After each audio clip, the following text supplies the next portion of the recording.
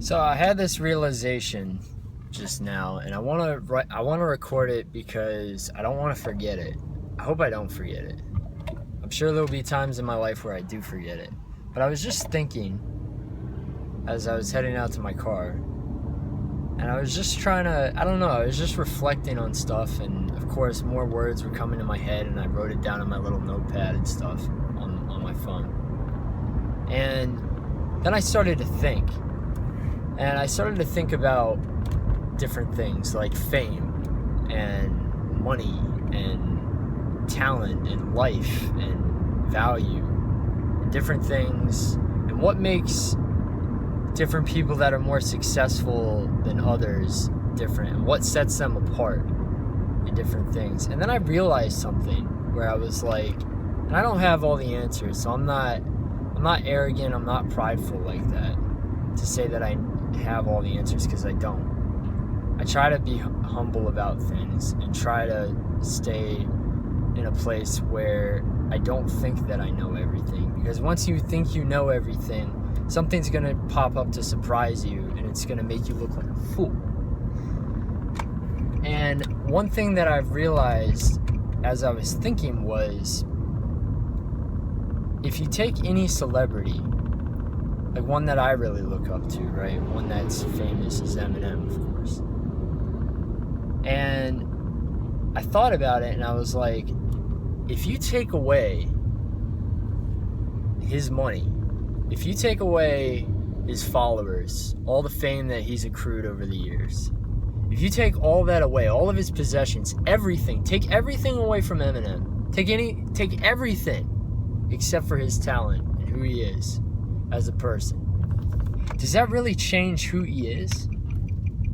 No, it doesn't. He still is who he is, regardless of all the followers, the fame, the money, everything that he has. He still has that sick, undeniable talent within himself that makes him who he is. And he still is valuable, regardless of whether or not he has money or fame or followers or any of that, or he's successful in that way. And that kind of made me realize that, you know what, I have value. The difference between me and him is that he has reached this pinnacle in his life, or this stage in his life where he's been able to be exposed to to the world, really. And it's really given him that opportunity to succeed more along that.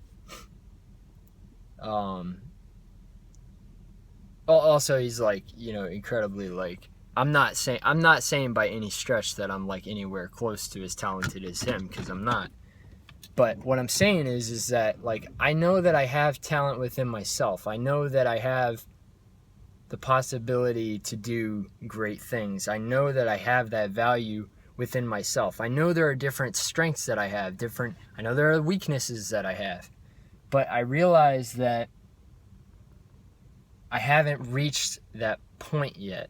And I think that's what has discouraged me a lot in pursuing different things, is that, or that makes me think that, I can't succeed, or I can't do this, or I can't, I can't make it in this world. I can't make a name for myself. I can't do whatever it is, leave a mark in history. I can't do whatever it is that I'm trying to set out to do, because I'm not at that point and stuff. And it's kind of showed me to realize that, I have value. I just don't have all the fame. I don't have all the followers. I don't have all the money. I don't have all the possessions, all that stuff. But what I do have is my talent. I do have my strengths. I do have my skills that I've developed over the years. I have what I have in value in myself. And I think that's something that I'm coming to learn, is that I am valuable and I do have value. I just haven't reached the right people yet to let it spread. But perhaps one day I will. I don't know. So I don't know. Those are different things that I thought about, that I'm listening to, inside of my head that's going on. And I'll probably upload this to my video journal because this is definitely a reflective type of thing. But it's almost kind of like a light bulb went off inside of me where like when I grew up, I was always taught that I'm nothing, and that I'm not going to be anything, and that the best that I'm going to be is a slave in the kingdom of God and different things, because I grew up as an extreme Christian in a extreme destructive religious cult and stuff. And so I had that indoctrination, since birth being put into me that I'm going to be a slave. I'm going to be just a servant. That's all I'm going to be. And the glory doesn't go to me. The glory goes to God, and the credit goes to God, and everything that I do is worthless, and it's all because of God, and God is the reason. And now I'm starting to realize that no, I have value. I have credit. I have the worth within me to make me be able to be okay to give myself credit for the things that I do. And I need to give myself credit for the things that I do. I have found that recently I need to be my biggest fan. And I need to love myself. And I need to look after myself and take care of myself and really believe in myself. And it makes a lot of sense now. It didn't really make a whole lot of sense before, like pieces weren't fitting together and everything. It was kind of like an unclear cloudy image that you're looking at and broken pieces of a puzzle. But now I look at it and I'm like, it's starting to kind of make sense. I don't have all the pieces. I don't have all the answers, like I said, but I think I'm getting more and more. I'm grabbing here and grabbing there and learning from this person and that person, and I'm taking these qualities from this person of what I've learned in the past. Even people that have done wrong to me, I'm learning from them. I'm learning qualities that works for them, and I'm taking their qualities and I'm attaching and applying to my own life in different areas and different things. And I'm finding it's helping me become who I want to be. The only problem is I don't exactly really know who I want to be. I'm just kind of like living in the moment and just seeing what opportunities arise, and then just I'm always dreaming, I'm always thinking, I'm always in my head just realizing like or dreaming what I could be. Like I could be this, or I could be that, or I could be a combination of this and that, or I could do this and that, and then twist it this way and push it off this way and drive off of that and stuff. And I know I have the passion, I know I have dedication and motivation and drive, but the problem is that there's just way too much, and I don't really have a clear picture of exactly where I want to be or where I want to go. But that's kind of somewhat exciting to me, because this is just a point in my life where I know that point is not going to last forever. That point in my life is not always going to be there. Like that point is going to come and go, and I don't want to just rush right through it. I don't want to just rush and be like, oh yeah, okay, I don't care. I just want to figure out what I want to do, and then I want to go do it. And then no, I love the journey. I love the journey of the unknown, of possibilities, of I don't know what's going to happen. There's this crazy opportunity out here. There's this opportunity out here. I met this awesome person here. I don't know who the hell I'm going to see next week. I don't know who I'm going to meet that could change my life. I don't know. And I like that. I like the mystery. I like the adrenaline, the rush, the edge, living on the edge, like not knowing like where is life going to take me next. I don't know, but I like it. But yeah, at some point, yeah, like I don't want to always be chasing at the same level. I always want to be chasing, I think. The problem is I want it to elevate itself. I want to chase, but I want it to be at another level. And then I want to start chasing something different. And then I want to chase something different, higher and higher and higher. I want to get higher. I want to go higher. I want to break through the clouds and reach to the stars, and then extend through the universe and go through different places to where unknown places where I didn't even know it could possibly exist. It's kind of exciting to me. I like it. And you know me, I'm a guy that deals with depression. I deal with post-traumatic stress I deal with anxiety and different things. But I'm finding that in order to stay positive and not get in times of depression and stuff, I have to have hope. I have to have some kind of meaning for my life if I want to live. Because without purpose, without motivation, you can't live. You're not living. And that's why a lot of people end up committing suicide, is because they lose purpose, they lose motivation, they lose the dream. And I'm not saying that, like, take it from me, I know what depression is. I'm not knocking on anybody with depression. I'm saying I can relate to anybody out there that deals with depression. I know what it's like to want to kill yourself, to try to kill yourself.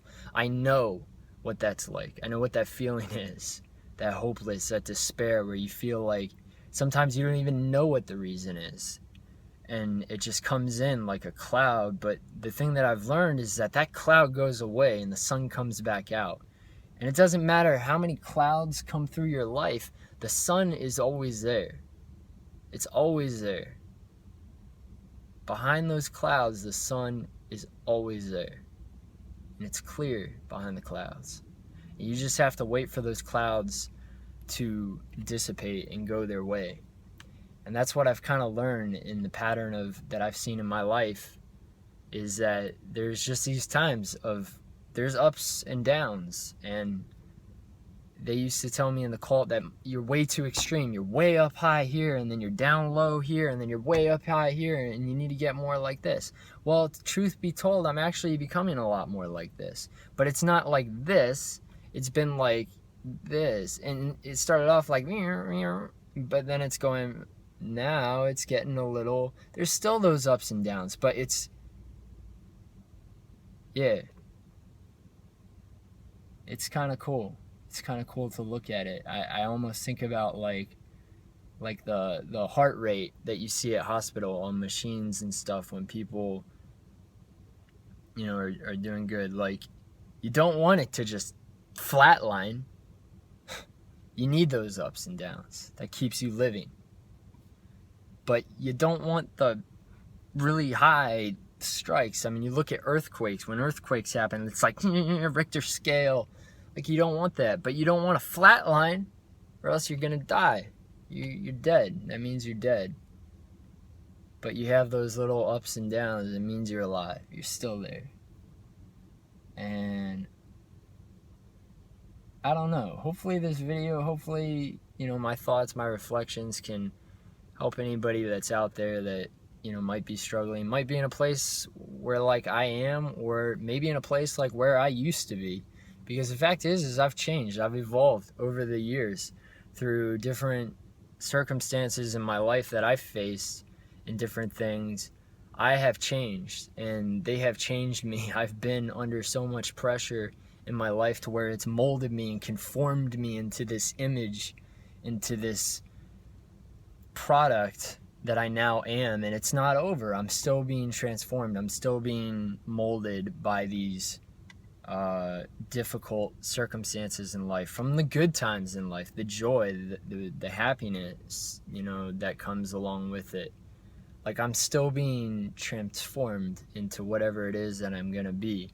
And the cool thing, I think, is that, you know, I look at it, I think about it a lot, and I'm like, man, you know, I wasted a lot of good years, you know, in the cult. And, you know, I was married at 23, was a virgin till I was 23, and I had my first ex-wife before I had my first ex-girlfriend. Like, before I ever dated, I got married. Like, you look at that and you're like, man, I missed out so much on life. And now I look back at it and I'm like, you know what? No, I didn't, actually. In fact, actually, I'm really glad that things happened the way that they did, because it's brought me to where I am now.